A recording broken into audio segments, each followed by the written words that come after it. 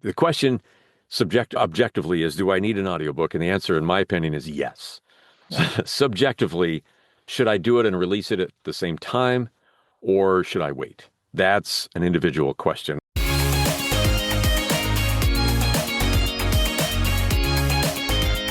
Welcome to the Wish I'd Known That podcast. I'm Sarah Rosette. And I'm Jamie Albright. And this week on the show we have Todd Eflin. Yes, we do. It was a fun interview about audiobooks. Yes, he is an audiobook narrator, and he teaches authors how to narrate their own book and helps them decide if they are the right person to narrate their own book or if they should hire somebody. Yeah, it was really good, and I just appreciated it. And Todd really has a ton of information, and he's very generous with it. So I have his contact information if you're interested in contacting him. Has a great voice, I will say that. Yeah. He talked about some misconceptions around audiobook production and what authors should think about before they narrate a book themselves, and then kind of some technical stuff, like if you're going to do it, what you need, but also just tips about your audiobook itself, like even if you're hiring a narrator, how to navigate that. So it was really good. Yeah, it was. It was really great. And we should also mention that BookFunnel is our corporate sponsor this month, and we love BookFunnel. We'll talk more about them in just a minute. Yeah. So we don't really have anything to add. I will say this, since we're talking about audiobooks, my audiobook has gone through 3 of the 4 stages of verification before they, ACX produces it publishes it. So I'm hoping by the end of the week I will have the audiobook. And then at that point, I'm going to put my book in Kindle Unlimited. And so I will say, if you write women's fiction or you have an audience, or you write lighter rom-com stuff that you think your audiences will like my books, and you want to do a swap, DM me. I mean, get in touch. I have this audience. I may as well ask. And if you're interested, I'm happy to share your book with my audience. So, yeah. I think that's a good way to network with other authors and get your book seen. Well, I don't have a whole lot going on. We're recording the intro early because I'm going to be we don't have anything to talk about because we haven't really done anything this week. Haven't done anything. Yeah, but I was going to say and I always forget about my audiobooks for promotion. I think we focus a lot on ebooks and print books. And I'm in a promotion that an author is running. It's like the Stuff Your Kindle promotions. Yeah. This is going to be 99-cent audiobooks across all kinds of genres. Right. So I think it's a pretty good deal. The author is Rebecca Hefner, and she runs Buy Direct from Authors. And I'll put a link to that site. And it's just, she has a site just to help authors sell direct. And so this is focusing on audiobooks. I think she does a lot with audiobooks, which most of us don't. So I'll put a link in there, and then you can kind of keep up with what she's doing if she does this again, which sounds like she does it pretty often. Well, tell everybody about BookFunnel, Sarah, and why we love them so much.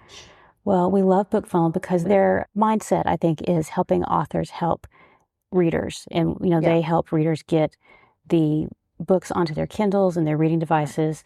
So BookFunnel, they deliver your reader magnet. They send out advanced copies of your book. They have QR codes that you can hand out at a conference if you want to share ebooks at a conference. Yep. And they help you fulfill digital sales to readers. So they just do a lot, and they do a lot in the author community. They're always at conferences and events, showing up and listening to what authors want and, deciding if they can implement it. They're just a great company. And if you want to outsource some of your customer service for some of the things you do, definitely check into bookfunnel.com because they are super helpful. Yep. That's great. Yeah. Well, we should get on with the interview because it's great and Todd has a lot to say. All right. Todd Eflin is a voice actor narrating audiobooks. He teaches audiobook recording to authors and alpine skiing in the winter. He loves Jesus, reading, writing, and hiking, and also home roast coffee beans. That's awesome. That's quite a list. Yeah, you've got quite a resume there. I'm excited to be here, and we have a lot going on, but this is a lovely opportunity to visit with you. We're glad you're here, and thank you for being here. He's in the middle of a move. And in the middle of a book. Yeah, he has still decided to be here, and we appreciate it. Oh, no, it's great. It's great. Every chance I get to talk to writers and authors and people in this business, then I want to take advantage of every opportunity to be able to do that and share with the world a little bit about audiobooks. People are exploring, they're curious, they listen, but how it all works is still a little bit of a mystery. So if I That's can share a correct. few things then and be helpful with that, I welcome the opportunity. Tell us how you got started working with narrating books and working with writers. I spent all my years in radio. I was in broadcasting up and down the dial for 30-ish years. And almost 10 years ago now, a radio friend of mine in California, Dan, started talking about a friend of his, David, who was doing audiobooks. And David had done radio for a long time as well. And he was narrating audiobooks and wanted to know if I'd be interested in learning to do the same thing. And I was fascinated by that because I love story and I love telling stories and I love speaking out loud, as you can imagine, from being in radio. So that works out nicely from both angles. So I Right. liked that. So I jumped in, learned how to do some things from David and from Dan and from other people and did my own setup. I've always gone to a radio studio and done my work. And so the idea of having something that I could set up at home was intriguing. And so I started configuring different things to get the sound that I needed in my own space to tell stories and narrate books for other folks. And my first book was at retail on Audible in November of 2016. So wow. we're going on 10 years Yeah. that I've been doing this. And then a number of years ago, I left radio behind and started doing this more full-time, more regularly, along with some other things that I have going on. And then I had a couple of people just, oh, tell me about what you do. I've got a memoir that I'd like to narrate. Would you help me set up what I need to be able to do that? And then another friend of mine, longtime law enforcement officer, retiring, wanted to be able to tell his stories. He's got a great voice and wanted to be able to do the audio work with that. So I started showing a couple of people, and you know how one thing just leads to another, and you meet somebody and somebody says something and somebody says something. And I'd never set out really intending on being a teacher of narrating and audio. I feel like I'm still learning. So if I'm still learning and growing and getting myself better, am I really the right person to teach somebody? But people were asking, and so I put together some just easy how-to manuals that turned into a little bit of a book, a couple little video things, and then I got invited to go on, it was Jerry Jenkins' Writers Guild. And the guy that heads that up asked if I'd do a little webinar thing for them and a podcast with them. And so I did, and one thing led to another. And another friend of mine said, you should just put together a program that teaches this to writers and make it more formal. I don't know how to do that. So he kind of hooked me up with some friends of his that helped me put together a little bit of a program that's a coaching program, training program, and make it a little bit more formal and start reaching out to more and more authors rather than just kind of leaving it to chance, word of mouth, but actually make a little bit of a thing out of it and add that to what I do with narrating books, which is what I love to do, and tell stories for other people, but to help those who tell the stories, tell their own stories in their own voice. And so that's what, if you've read the book to your kids, if you give a mouse a cookie, that's what has happened with, he's going to want a glass of milk. And then one thing leads to another and another. And so here we are. And so, it wasn't something I dreamed of doing. I just drifted into it. And it totally made sense as a ski instructor for me to be able to pass on to somebody else a passion that I have, a love that I have of something that they can then do themselves and learn to love it as much as I do and do this for the rest of their lives. That's my ski instructing philosophy. That's why I do it. I love teaching people to ski, whether it's for the first time or skills to get them better than last year. I love that. And they grow into it and love it as much as I do. And if I can do something similar with narrating, with audiobooks, then it makes total sense to me to be able to share some of that with others, to love it perhaps as much as I do. Yeah, that's great. I think this is a good point to ask you, what do you think, or what do you wish authors knew about narration, about narrating their audiobooks? It takes longer than you think. As everything does, right? As it Just like as most everything things. else, right? Yeah. Yes. Painting your Yeah. room takes longer than you think. Yeah. Moving takes longer than you think. Everybody thinks that it's easy, or they imagine that it's very difficult, and they don't want to jump into it because it's so difficult, or it's too easy and anybody can do it. So there's kind of two schools of thought, and I think that one thing to know is it does take longer than you think that it does to narrate. Just like writing. If you're the craft of developing your book, it takes time. You write drafts, you revise, you proofread, you edit, you do all the formatting, you do all these things to put it into print. Audio can take some time as well. That's one of the 5 essentials that I teach is time. How long, a couple parts of that, how long is your book, but also how, and finished audio, but then also how long can you expect to take in producing this from manuscript to microphone and get it done? Right. And I wish that authors would realize, yes, it does take time, because when they hire me to narrate their book for them, they're sometimes aghast at how long that it might take to do that. It's not something your book is 5 hours long. It doesn't take 5 hours to narrate. No, it takes a lot. It's probably more like 25 hours to narrate. With all the It's different kind of parts like the iceberg. You have the finished product, but you don't see all that underneath. But Sure. Yeah, that's a good analogy of that. That's exactly right. And I think another thing too is writing for the ear can be different than writing for the eye. Yeah. All right. I spent years and years in radio writing commercials, voicing commercials, 30 seconds, 60 seconds long. So they were very short-term writing. But you write differently sometimes for the ear than you do for the eye. And what looks good on paper doesn't always sound good to the ear. Example is he said, she said, he said, she said, he said, she said. Yeah. Now, as authors, that readers will just kind of skim through that, maybe catch one here and there to keep the gist of who is actually speaking the dialogue. But for the ear, it sounds like a 5-year-old on a drum.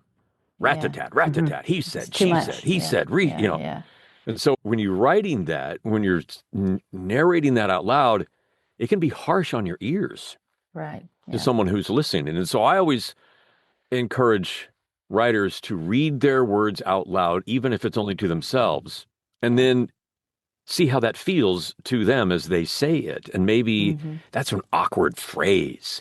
That really, nobody would actually speak like that exactly. That's just that. This sentence is way too long. I need to take 3 breaths in the middle of it. Right. And I can really, so they can adjust some of their own writing as they're writing it.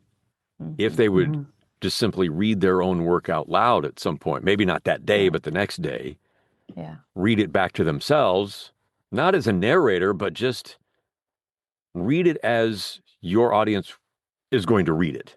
Right. And sometimes hearing it out loud goes, oh, that just didn't, I don't like that. And you can go back and revise that doesn't land. Yeah. I'll tell you something else that is hard for me as an audiobook listener, and I am a big audiobook listener, is text. Text in a book is, when you have a lot of text, there's one book in particular I'm thinking of. I love the first book. The second book starts, and the entire first chapter, I think it's the whole first chapter, but if it's not the whole, it's almost the whole, is all text between 2 people. And I quit listening because, they're texting, but yes, they're texting each other. Yeah. And these 2 people are texting each other, and it's just back and forth and back and forth. And it was so annoying. I just stopped listening. And you have to, as a narrator, vary your voice enough. Yeah. So if you're narrating different characters having dialogue, you want to vary your voice enough that the listener can sense that the different person is speaking. Yeah. Mimicking of voice, men's voices, women's voices. You want to vary some things, but several men, several women conversing, and that can be a challenge. For voice actors, we work on that. For someone who's an author, not a voice actor, that can be a little bit more challenging.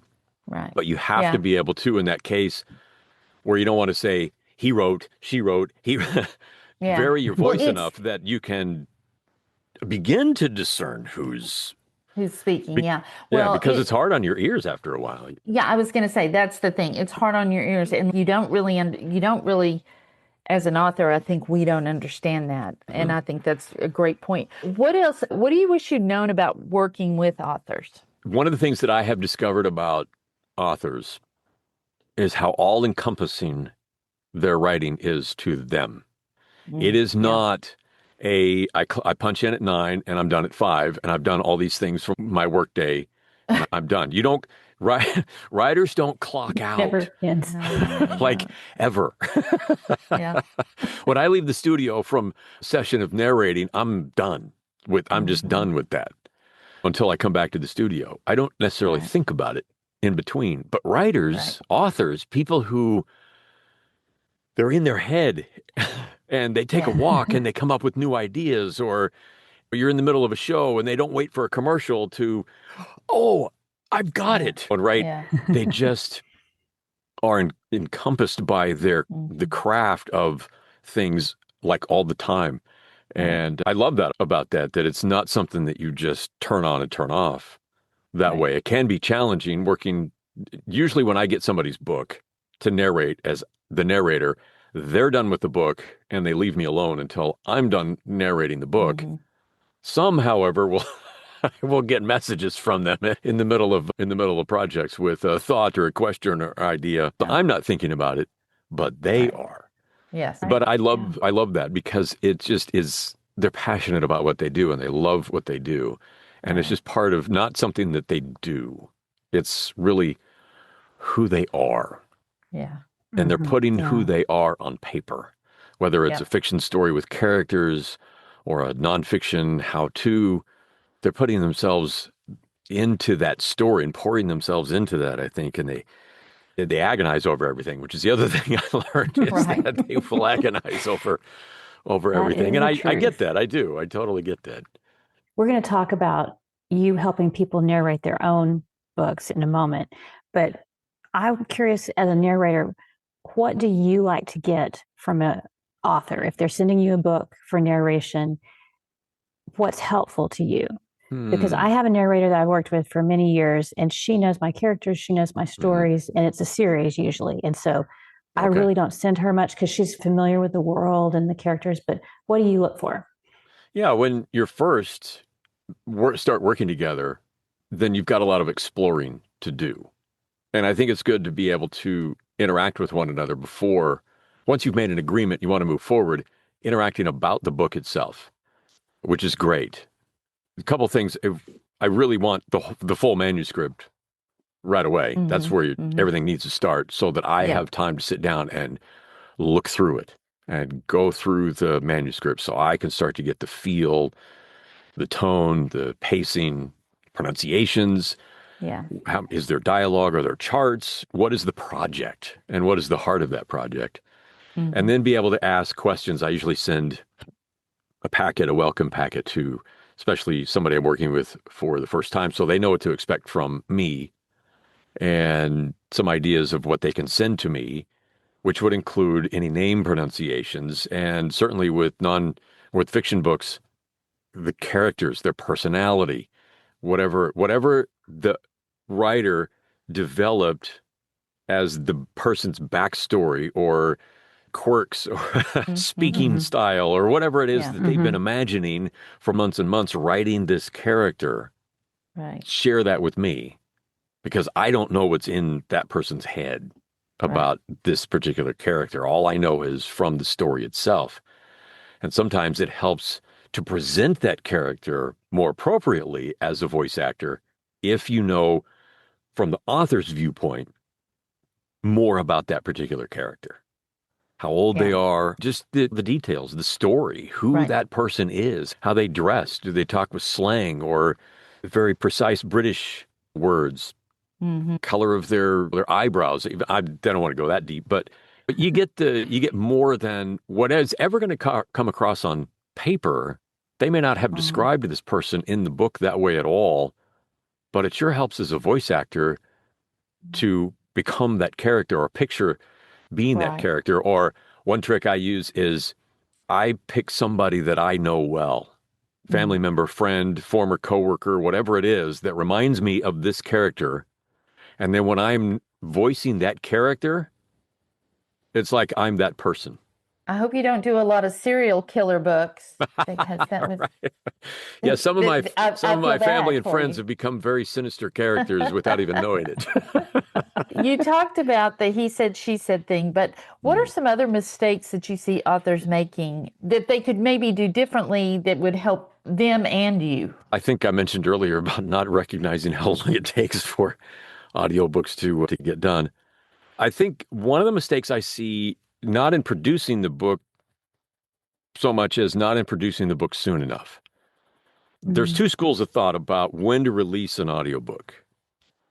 One is produce it while the book is getting ready for publication and release them at the same time. And the reason might be that it makes a bigger splash to a broader audience. Right. Because some people are going to hear about your book, but if it's not in audio form, they're not going to get the print book. Maybe they will get the print book and the audio later. The other school of thought is, and this is most common, especially with newer and independent authors, is I'll wait and see how the book does. And if it starts to take off, then I'll see about turning it into an audiobook. And I think that's a budget issue. It is. Because of usually, the investment that it takes for producing an audiobook. I've already spent all this, I've done this, so if it takes off and makes some money, then I'll take that and turn it into an audiobook. Idea behind that is then I can make a splash again, ramping up a brand new marketing program and campaign for that when I release it as an audiobook.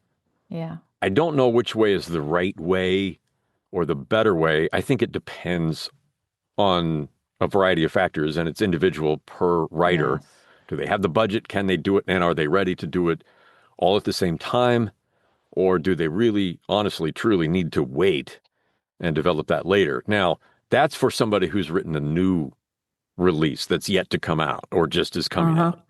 I just got done narrating a book that was out 4 years ago, whatever the time frame was. It's been out several years. It's already sold a number of thousands of copies already. So I don't know that it's a mistake one way or the other, but I think it's something that authors need to think about and evaluate earlier in the process and say, the question objectively is, do I need an audiobook? And the answer, in my opinion, is yes. Subjectively, should I do it and release it at the same time, or should I wait? That's an individual question. I'm happy to help people explore that. I'm not an expert in marketing books, but I can be a sounding board for your situation and what you're after. There is a huge segment of listeners who want audio. They're really not interested in ebook or the print. It's amazing, basically only audio. So when you don't have an audiobook, you are limiting your readership a little bit. Yeah, and that's a good point, Sarah, that I try and bring out with folks.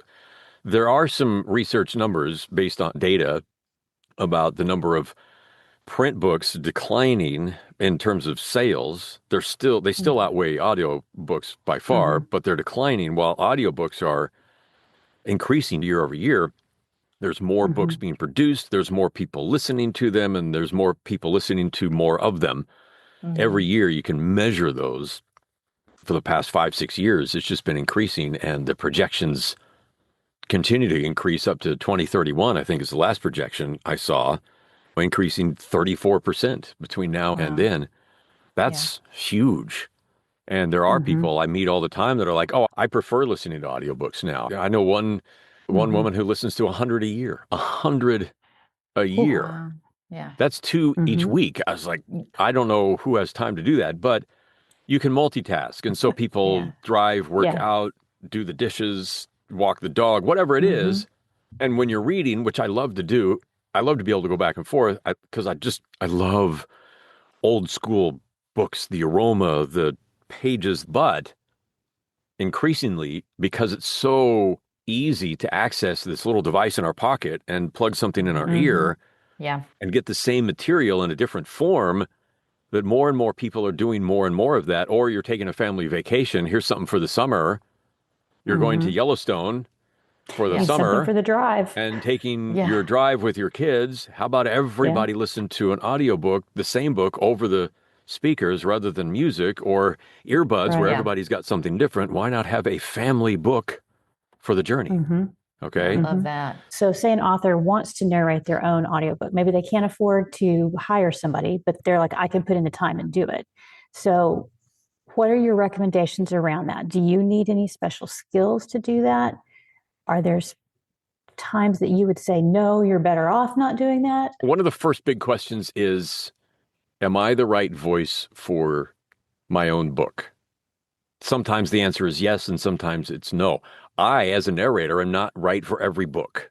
I've auditioned for 100 books, and I don't win the audition on most of them. The vast majority of them decide somebody else is the right voice, and I'm not. Some people who think they are the right voice probably shouldn't narrate a book.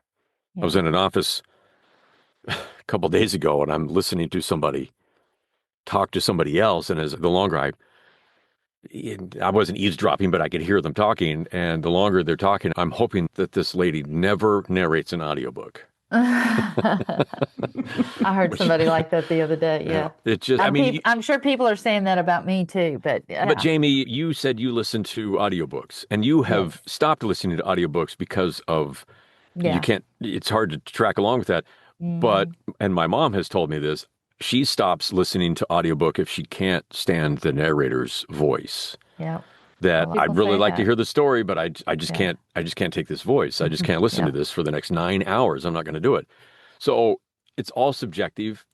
I hope there's nobody that's ever done that to a book that I've narrated, but it's quite possible that it's happened for sure. But you need to decide, first of all, is your voice going to carry the story?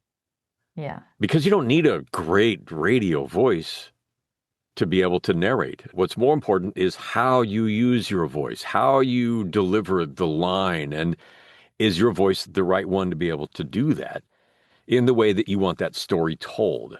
And you have to evaluate and decide, yes, I think I am. There's plenty of people that think they should, but probably shouldn't. There's a whole bunch of people that are the opposite. Don't think they should, but probably can. And those are the folks I think that I want to be able to teach and help get to that particular point. It's easier with people who do podcasts or public speaking. They go to conferences and they're a guest speaker at an event, whatever it might be. I do work with pastors, for example, because they're used to standing on a pulpit week after week and speaking with people. They're very comfortable with speaking, very comfortable with their voice. They're familiar with it already. So the idea of being in a studio booth for a number of hours speaking isn't daunting. And they're comfortable with that. There's some things we have to work on from a technique standpoint, but that's easy for folks that are that way. Other folks who don't do that, perhaps a number of fiction writers who are perhaps a little shyer or introverted. I think one of the things I've learned about writers is that many times they just like to be by themselves and do their own writing.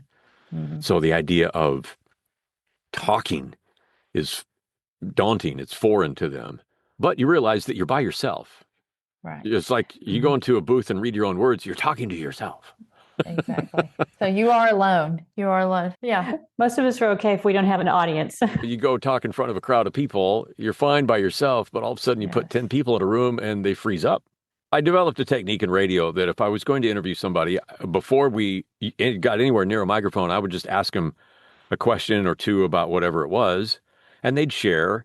And then I'd say, okay, we're gonna go on here in a moment, and I'm going to use my microphone, but I'm going to ask you the same question that I just asked you.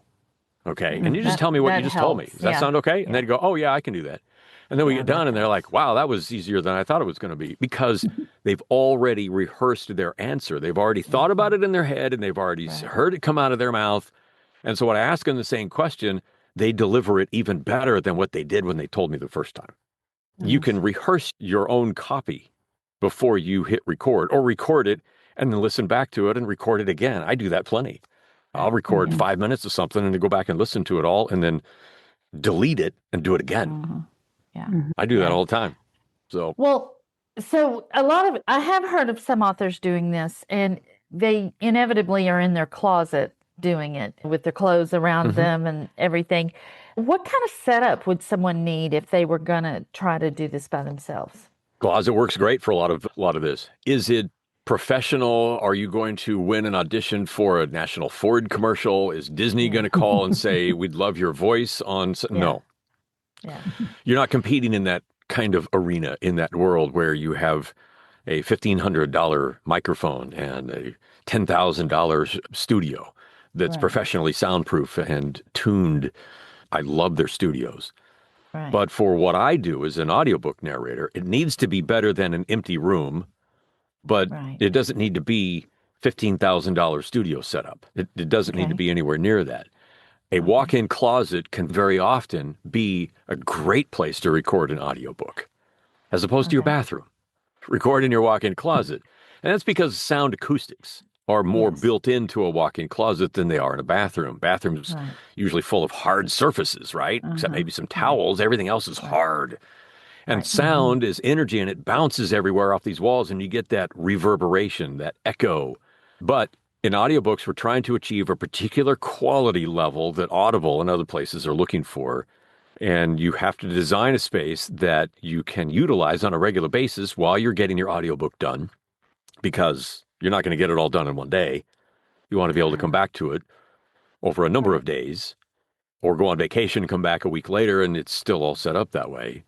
So a lot of people start in a walk-in closet for sure, or design a space that has blankets and curtains and things that they can put in place on the walls to help make that absorption around them there all the time when they just walk in and hit record. I have a space that this is the only thing I do in here is record. So I walk in, I shut the door, and I can hit record, and it will sound today like it did yesterday. So authors can certainly do the same kind of setup, and that's what I teach people to do. First of all, is to get a setup in your storytelling space that you can use consistently with a decent microphone. The microphones I'm talking about are 10 times the one I use in terms of cost. You don't need, but don't get a gaming microphone that people use for gaming headsets and that kind of thing. They just won't want to produce more quality than you need. And if you don't have a good sounding room, it'll sound bad, even though you have a really good microphone. And the other is too cheap and won't achieve the quality that you need. So what's a base level type mic that somebody might consider? The one I use the most, and I have several, but the one I teach people to use with, because I've had this microphone that I'm using right now for the 10 years I've been doing this, and it's a Audio-Technica AT2020. And you can get a USB, so it just plugs straight into your computer, or you can get what's called an XLR. You've seen the big cables that have 3 prongs at the end, and you plug them in. You have to plug it into an interface, like a Scarlett or a Presonus interface, then to your computer.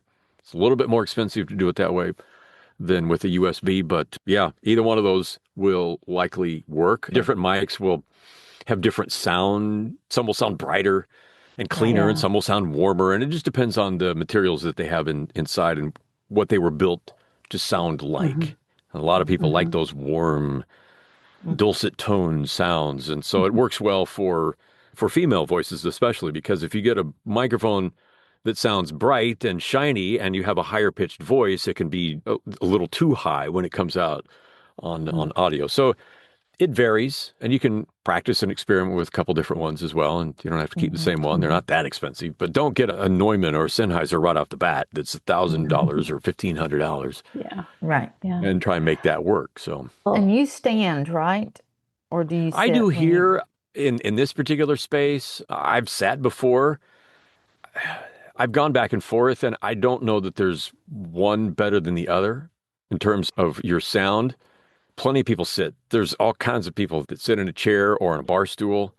I have a bar stool right behind me, and I rarely use it unless I'm editing, and I know I'm going to be standing a while. I think my energy is a little better when I'm standing than when I'm sitting. I'll tend to slouch when I'm sitting at some point, and I'm always adjusting how I'm straightening my back. Or when I'm standing, I don't do that. I remain in a more static position in terms of my spine, but I talk with my hands. I'm all over the map. I use facial expressions, and sitting is just almost feels like it's restricting rather than liberating. When I'm standing, I can move. So I don't know. It's just Exactly. preference. It's just preference. Talk to us a little bit about editing, because that's a huge part of this, is once you get done recording, or do you edit as you go, or do you edit all at the end? What do I you will recommend? edit as I go, because if somebody were recording it for you and producing it on the other side of the glass, you went to one side of the booth and read it and they did all the equipment handling, then you might just do all that and they're going to piece together, keep track of the files and put it all together after you've gone for the day. But I use the digital audio software that will allow me to, there's a couple different methods. One's called punch and roll. That's very popular. A lot of people use that. I was taught by my instructor to use a slightly different method. The result is that you edit as you go. So if I make a mistake, like I've just been stumbling my way through that, I would stop because that's all wrong from the script. And I would start over at a point. I would stop that particular sentence and then pick back up at a place where I could just before that and then continue on narrating. And I would do that as I go so that at the end, your entire chapter is one file and it has a minimal number of editing changes that you need to make. There are some people who will revoice this because they wanted to say the dialogue this way, or they know they mispronounced a word and they'll save that in another line, and then they go back and try and copy and paste and put that in there, and it's so tedious to do that, and you'll lose your place. The stair-step method I like because I stop, I hit record, it starts recording on a new track. So you'd have all your tracks, the recording track would be at the top of your software. And then I stop and start, and it starts a new track right under that, but at that particular point. Then I can go working from backwards to front.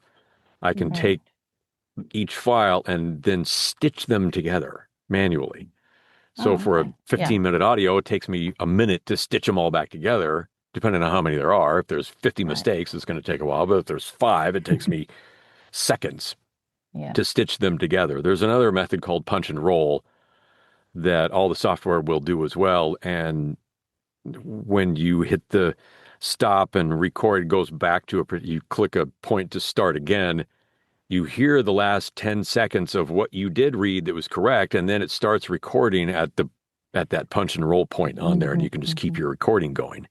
Yeah. The end result is the same. There's another part that when you're going back and you're listening to it and you find, just like somebody proofreading your writing, we proof listen our audio. Oh, I said that word wrong, or I forgot that sentence, or that paragraph is in here twice because I did it again and I didn't edit correctly on my punch and roll, or whatever it is.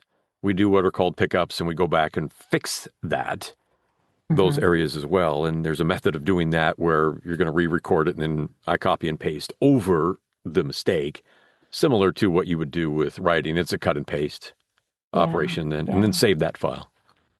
Excellent. Excellent. This has been so interesting. Tell everybody where they can find out more about you and your narration, but also about it's a book, right? And not a course, it's a book that you did, so that they can learn this if they want to. Sure. I have a couple of things. I did do it's a glorified manual more than anything else. It's called Write It, Record It.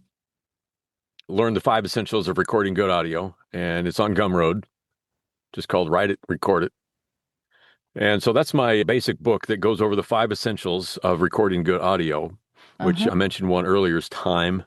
And then also the terminology. Every industry, whether it's doctors or automobiles, every industry has its own terminology and acronyms that are unique to them. Audiobooks and recording are no different.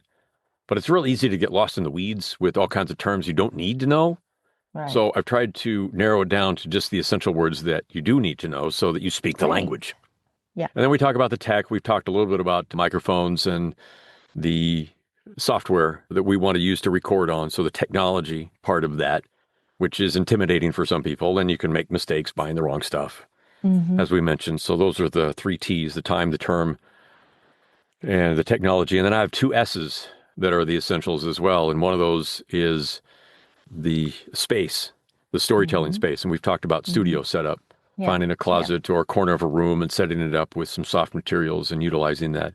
It's not soundproof, by the way. You're still going to hear the dog bark or the lawnmower or the airplane or the doorbell and those kinds of things. Yeah. It's not soundproof. You can do that, but you don't have to. You just need a place that's going to be quiet during the time you need to record. And then the fifth is another S. It's the sound. We're going to work on getting the sound that you need. And there's really two parts to that. One is making sure that the sound quality that you're producing will pass the quality control checks for Audible. And then the other part of that is just your speaking. How far away from the microphone or how close to the microphone? How loud do you need things to be? And then your delivery with that as well. The pace that you might want to talk, inflection, how to warm up your voice, how to relax, how to smile when you're speaking, how to use your hands and facial expressions, and all those little things that voice actors do that nobody sees. Right. How to turn that into a writer, not into a voice actor, but somebody who can speak in a way that people want to hear. Using your voice not as a tool so much as think of it as a musical instrument. Like a piano has 88 keys. Our voice has the same range, typically. But most of us in our speaking only use a very narrow window of range of our speaking. We have all these things that we can do. We can talk higher, we can talk lower, we can talk faster, we can talk slower, we can talk louder, we can talk softer. We can combine all these things in our speaking and not come across so flat or boring.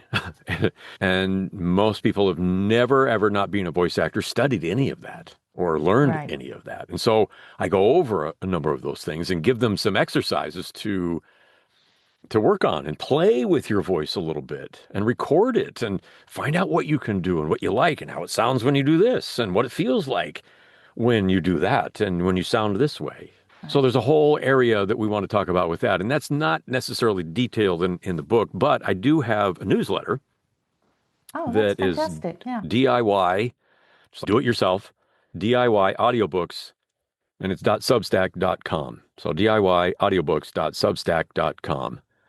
And I've got going on a couple hundred articles in there about audiobooks, narrating, my 5 essentials, and then my coaching and teaching program as well, which I do some one-on-one or one on 3 or 4 or 5 small groups because I've done seminars and webinars with people. And I go through about 4 weeks of teaching with some hands-on material through the 5 essentials and then spend time helping you with the actual setup. So I'm just going to have you watch a video and then leave it to yourself. I'm going to help people get to, and because I want to test your sound. I want you to record something and then send it to me so that I can test it. I can hear it in my studio. I can hear it with my equipment.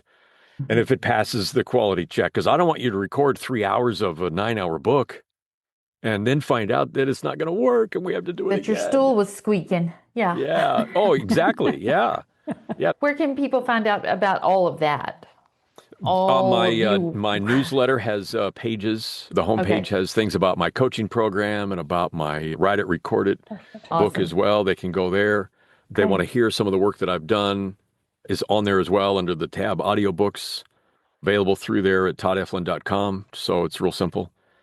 I'm not that sophisticated. Everybody tells me, oh, you should do this. You should do this setup and do this thing and record these video things. And wow, maybe someday, but I'm just trying to keep it simple. Very good. Thank you so much. I appreciate what you two do in your podcast. I've been enjoying it the past couple of months, learning some things from other people who have learned just by going through the process as well and growing in their own ability and expanding their talent. So I'm glad to be on and help pass along some things to somebody else, thinking about not just writing, but also the audiobook part of it and get them started on the right road. So yeah, anything I can do to help encourage that, facilitate that.